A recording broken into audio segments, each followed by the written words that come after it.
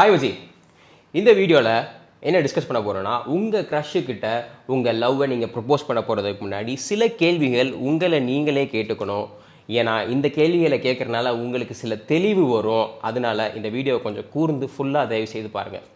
First நீங்கள் உங்களை கேட்டுக்க வேண்டிய கேள்வி என்னென்னு பார்த்தீங்கன்னா, அந்த பொண்ணை எதுக்காக நம்ம காதலிக்கிறோம், அந்த பொண்ணை கிட்ட போய் நம்ம ஏன் ப்ரப்போஸ் பண்ணணும், வாட் இஸ் த ரீசன் அப்படின்னு சொல்லி உங்களை நீங்களே கேளுங்க. அதுக்கு உள்ளே இருந்து ஒரு பதில் வரணும். ஒரு பதில் இருந்துச்சு, ஒரு ரீசன் இருந்துச்சுன்னா வரும். அப்படி உள்ளே இருந்து ஒரு பதிலோ ஒன்றுமே இல்லை அப்படின்னா நீங்கள் ஒரு க்ரஷ்ல தான் இருக்கீங்க.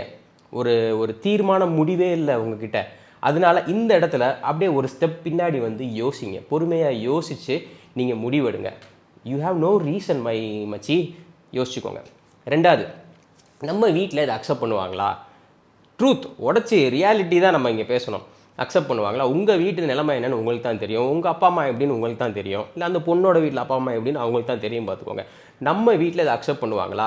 இல்லை நான் நம்புகிறேன், என்னால் கன்வின்ஸ் பண்ணிட முடியும் அப்படின்றது வேற. என்னால் கண்டிப்பாக பண்ண முடியும், சொன்னால் புரிஞ்சுக்குவாங்க, அந்த நிலைமையில் இருக்காங்களான்னு பார்த்துக்கணும். ஏன்னா லவ் பண்ணிவிட்டு இது மாதிரி சிச்சுவேஷன் வரும்போது பேக் அடிச்சோம் அப்படின்னா நல்லா இருக்காது. நிறையா பொண்ணுங்க என்ன சொல்லுவாங்கன்னா, எல்லாம் ஓகே, எல்லாம் நல்லா லவ் பண்ணிடலாம் சூப்பர் அப்படின்ட்டுருவாங்க. கடைசியில் இது மாதிரி பேச்சுவார்த்தை வீட்டுக்கு தெரிஞ்சு பேச்சுவார்த்தை நடக்கும்போது, இல்லை எங்கள் வீட்டில் சூசைட் பண்ணிக்கிறேன் பிளாக்மெயில் பண்ணுறாங்க எங்கள் பேரண்ட்ஸ், அதனால் நம்ம பிரிஞ்சிருவோம் அப்படின்னு சொல்லுவாங்க.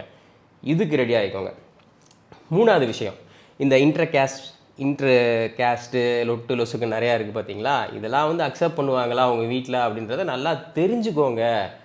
அது மட்டும் இல்லாமல், ஒரு பொண்ணை நீங்கள் இந்த வீட்டுக்குள்ளே கூப்பிட்டு வரீங்க அப்படின்னா அந்த பொண்ணு உங்கள் வீட்டோட அந்த நடைமுறை அந்த பழக்கத்தை அக்செப்ட் பண்ணிக்குவாங்களா? இல்லை நான் மாடர்ன் கேர்ள் இப்படி தான் இருப்பேன் அப்படின்னு அவங்க பிரச்சனை பண்ணக்கூடாது. உங்கள் காதலுக்காக ஒரு குடும்பத்தையே நீங்கள் போட்டு தெளிடக்கூடாது. அந்த பொண்ணை அட்ஜஸ்ட் பண்ணி போகிற பொண்ணா நம்ம குடும்பத்துக்கு நல்லா இருக்குமா அப்படின்றத நீங்கள் பார்க்கணும். ஒரு நல்ல ஒரு ப்ராட் மைண்டை நீங்கள் பார்க்கணும். சும்மா உங்களுக்கு உள்ளே பொங்கிருச்சு, என்னோட எக்ஸ் குரோமோசோம் ஒய் குரோமோசோம் உடம்புக்குள்ளே பின்னி பெடல் எடுக்குது அப்படின்னு சொல்லி நீங்கள் போய் ப்ரப்போஸ் பண்ணிடக்கூடாது. இப்படி யோசிங்க. இவ்வளோ தூரம் வளர்த்துருக்காங்க, பேரண்ட்ஸ் தான் முக்கியம். அதுக்கடுத்த கேள்வி, ஒருவேளை நம்ம வீட்டில் அக்செப்ட் பண்ணிக்கல அப்படின்னா நம்ம என்ன பண்ணுறது? நம்ம ஓடி போய் நம்ம கல்யாணம் பண்ணிக்கலாம், ரிசப்ஷனுக்கு எல்லாரையும் கூப்பிடலாம். இந்த பான்ஸ் போடுற விளம்பரத்தை பார்த்துட்டு தான் இங்கே பேசக்கூடாது. நல்லா தெரிஞ்சுக்கோங்க மச்சி. ஓடி போய் கல்யாணம் பண்ண பாதி பேர் வீட்டுக்கு தெரியாமல் ஓடி போய் கல்யாணம் பண்ணி ரொம்ப கஷ்டப்பட்டுட்டு இருக்காங்க. அது மட்டும் இல்லாமல் அவங்க சூஸ் பண்ண பையனையும் அந்த பையன் சூஸ் பண்ண பொண்ணையும் அவங்க வெறுக்கிறாங்க. என்னடா அவசரத்தில் ஒரு முடிவு எடுத்துட்டுமே அப்படின்னு சொல்லி ரெண்டு பேர்கிட்ட அந்த லவ் இல்லை, ஒரு வெறுப்பில் இருக்காங்க. வீட்டுக்கு போக முடியாது, அந்த வைராகியம் அப்படின்னு சொல்லி வெறுத்துக்கிட்டு இருக்காங்க. ஸோ இது மாதிரி கேள்விகள் நீங்கள் கேட்கணும். இது விளையாட்டு கிடையாது, கல்யாணம், லாங் டேர்ம் ரிலேஷன்ஷிப். நீங்கள் இதுக்கு முன்னாடி மொக்க போட்டிங்க, இதெல்லாம் வேற. ப்ரொப்போஸ் பண்ணி ரிலேஷன்ஷிப்னு உள்ளே போகிறீங்க அப்படின்னா ஃபெஃபி பாண்டு போட்டு ஒட்டின மாதிரி சும்மா அப்படின்னா இழுத்துட்டுனா போயிடக்கூடாது. அப்படியே நிற்கணும், நம்பி நிற்கணும். அதுக்கு முன்னாடி நீங்கள் நல்ல ஒரு மைண்டுக்கு இது மாதிரி கேள்விகள்லாம் நீங்கள் கேட்கணும். ஏன்னா காதல் முகத்தில் சில கேள்விகள்லாம் கேட்க மறந்துடுவோம். அதனால தான் நான் சொல்கிறேன், உனக்கு என்னடா அப்படின்னு சொல்லி நீங்கள் யோசிக்காதீங்க. எனக்கு 32 வயசு ஆகுது.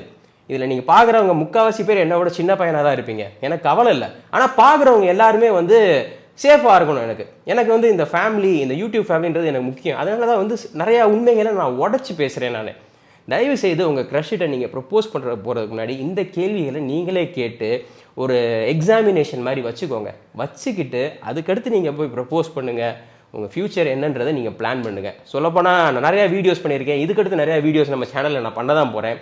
This is going to be the best video. என்னை பொறுத்த வரைக்கும் இது மாதிரி ஒரு வீடியோ பண்ணுறது தான் எனக்கு ஒரு சந்தோஷமே. ரியாலிட்டியை நான் பிரேக் டவுன் பண்ணி சொல்கிறேன் பார்த்தீங்களா, எனக்கு இதான் ஒரு பெரிய சந்தோஷம். மேபி நான் சொல்கிற இதை கேட்டு நிறைய பேரோட லைஃப் சேஞ்ச் ஆகலாம். Will be good. I am happy. இந்த வீடியோ உங்களுக்கு பிடிச்சிருந்துச்சு அப்படின்னா லைக் பண்ணுங்கள், ஷேர் பண்ணுங்கள், கண்டிப்பாக நம்ம சேனலுக்கு சப்ஸ்கிரைப் பண்ணுங்கள்.